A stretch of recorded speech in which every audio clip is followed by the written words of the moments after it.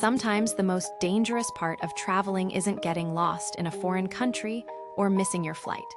Sometimes it's the person sleeping in the bed next to you, watching your every move and waiting for the perfect moment to cross a line you never knew existed. A few years ago, when I was 21 and still believed that the world was full of good people who just wanted to share travel stories over cheap hostel breakfast, I made a decision that would forever change how I approach solo travel. I had just finished a semester abroad in Japan, living the dream that every college student fantasizes about. My friends had already flown home to their normal lives, but I wasn't ready to let the adventure end. Seoul was calling, and I figured a few solo days exploring South Korea would be the perfect cap to my Asian adventure.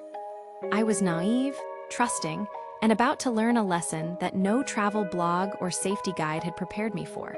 I booked what seemed like the perfect hostel in Gangnam, one of Seoul's safest and most vibrant neighborhoods.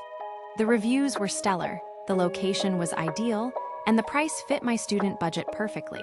But in my excitement and inexperience, I made one critical error that would haunt me for days. I booked a mixed dorm room without fully understanding what that meant. In my mind, mixed meant a diverse group of travelers from different backgrounds. Maybe some couples, solo adventurers like myself, people from various countries sharing stories and recommendations. What I walked into was something entirely different. The reality was stark and immediate. I was the only woman in a room with 5 men. 5 complete strangers who would share my sleeping space, my daily routines, and my most vulnerable moments for the next several days. But I'm an optimist by nature, and I told myself it would be fine. After all, hostels are filled with like-minded travelers, right? People who respect boundaries and understand the unspoken rules of shared accommodation. I was just there to sleep, explore the city during the day, and maybe make some new friends along the way. How wrong I was. For the first day or two, my optimism seemed justified. Most of my roommates were exactly what you'd expect from hostel travelers. They were friendly, respectful, and minded their own business. 2 of them even invited me to join them for dinner at a local Korean barbecue place, and we spent the evening sharing travel stories and laughing over soju. They were genuinely nice guys who treated me like any other fellow traveler. But there was one roommate who felt different from the very beginning. Something about him set off alarm bells in my subconscious, though I couldn't pinpoint exactly what it was. Maybe it was the way he looked at me when he thought I wasn't paying attention, or how he seemed to always be lurking nearby whenever I was in the room. He wasn't overtly rude or aggressive, just off in a way that made my skin crawl. I tried to rationalize these feelings away, telling myself that maybe he was just socially awkward or shy around women. I didn't want to be the judgmental traveler who wrote someone off based on first impressions. So I remained polite, but made sure to keep my interactions with him brief and surface level. But as the days passed, the red flags began piling up like warning signs on a dangerous mountain road. Every single morning, when I would sit at the small vanity table to do my makeup and get ready for the day, he would position himself directly behind me. Not beside me, not across the room, but right behind my chair, staring at my reflection in the mirror. He never said a word during these moments, just stood there watching me apply mascara, brush my hair, or put on lip balm. The silence was deafening and deeply unsettling. When I would finally work up the courage to ask if he needed something, or if he was waiting to use the mirror, he would always give the same response. No, he would say in that flat, emotionless voice. And then he would continue standing there until I became so visibly uncomfortable that I would pack up my things and finish getting ready in the bathroom. But the mirror stalking was just the beginning. He developed a peculiar obsession with my shower schedule that made absolutely no sense. We had shared bathrooms with individual stalls, so there was no logical reason for him to be concerned about when I planned to wash my hair or brush my teeth. Yet every day, he would ask me multiple times about my bathing plans. When are you going to shower? He would ask during breakfast. Are you showering before or after sightseeing? He would inquire while I was planning my day. Do you usually shower at night or in the morning? He would wonder aloud while I was trying to relax in the common area. Each question felt more invasive than the last, and I could never understand why my personal hygiene routine was any of his business. He also seemed determined to insert himself into every aspect of my soul adventure. Every morning, he would interrogate me about my daily plans with the persistence of an overeager travel agent. Where are you going today? What time are you leaving? How long will you be gone? Are you taking the subway? Which stops will you visit? The questions felt more like an interrogation than casual conversation, and when I would politely decline his offers to join me, he would become noticeably sulky and withdrawn. I started varying my departure times and routes, hoping to avoid these uncomfortable exchanges, but he seemed to have an uncanny ability to catch me just as I was heading out the door. Then came the incident that really shook me, though I tried desperately to convince myself it was just a bizarre coincidence. I had spent a lovely afternoon exploring Deoksugung Palace, one of Seoul's most beautiful historical sites. I was completely absorbed in the traditional architecture and peaceful gardens, feeling like I had finally found my rhythm as a solo traveler. The day had been perfect, filled with the kind of magical moments that make traveling alone so rewarding.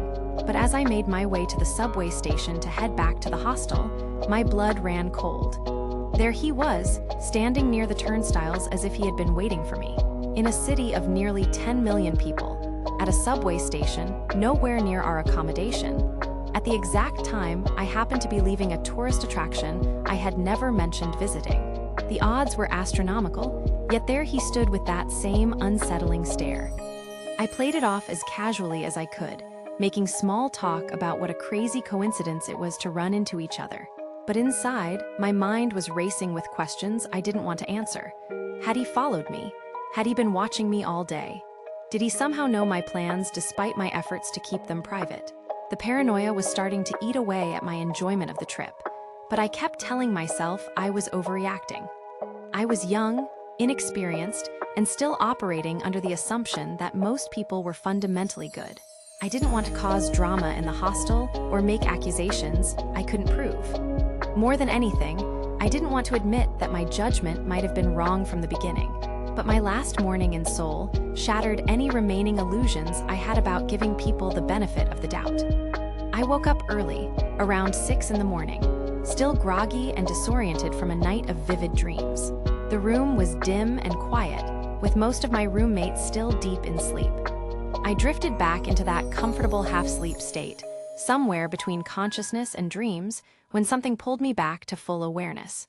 At first, I thought I was still dreaming. But as my vision focused and my mind cleared, the reality of what was happening hit me like a physical blow. He was sitting on the edge of my bed, leaning over my sleeping form, his hand gently stroking my face and shoulder. His touch was soft but deliberate, and there was something in his expression that made my stomach turn.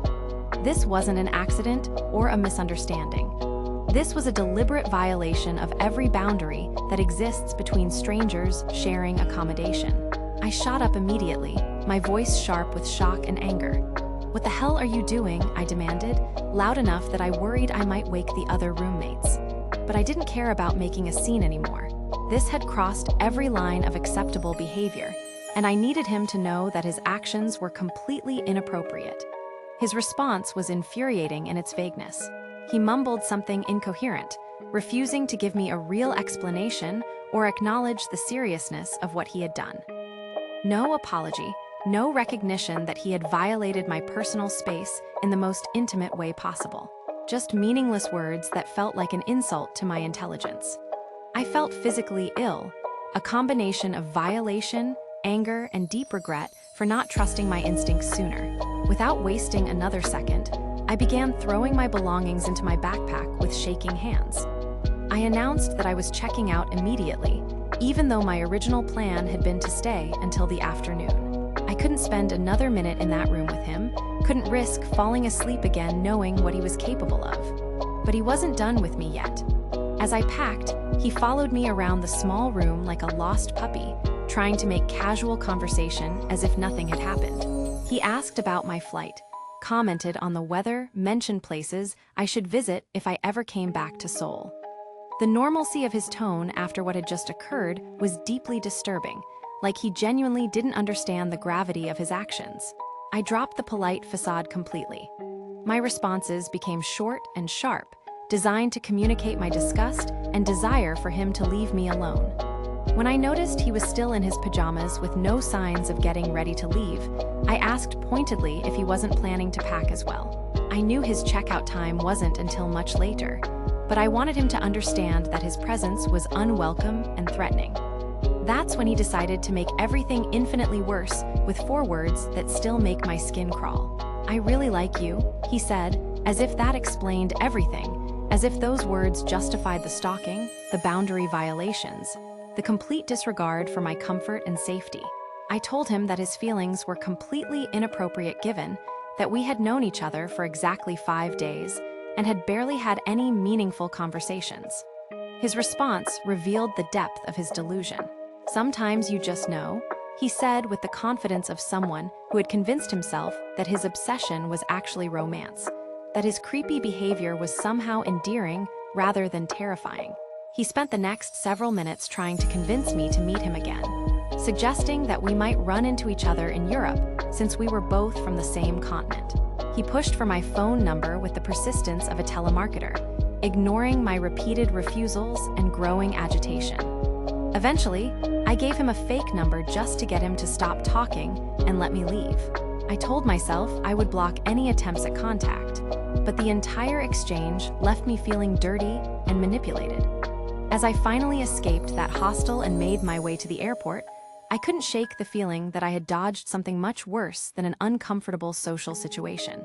His behavior had escalated steadily over those 5 days, and I shuddered to think what might have happened if I had stayed longer or been less alert that final morning. The experience taught me harsh lessons about trust, intuition, and the importance of prioritizing safety over politeness. That was the first and last time I ever booked a mixed dorm room. From that day forward, I exclusively stayed in female-only accommodations, and I never again ignored the warning signs that my subconscious was desperately trying to send me.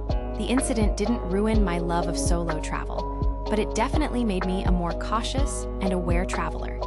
Sometimes the most important lessons come from the experiences we wish we had never had. Have you ever ignored red flags while traveling that you later regretted? What would you have done differently in this situation? Share your thoughts and travel safety tips in the comments below.